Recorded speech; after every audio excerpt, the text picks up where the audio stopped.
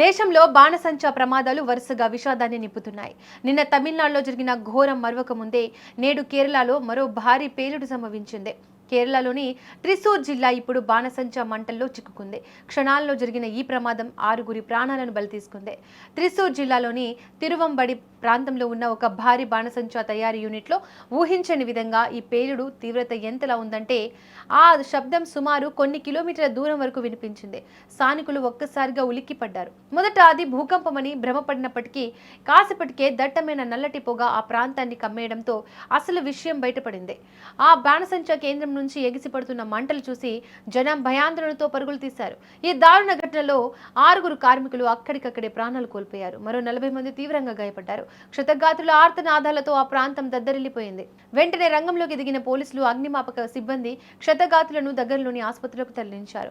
వీరిలో 8 మంది పరిస్థితి చాలా విషమంగా ఉందని వైద్యులు చెబుతున్నారు. మృతుల సంఖ్య ఇంకా పెరిగే అవకాశం ఉండడంతో ఇక్కడ ఉద్రిక్తత నెలకొంది.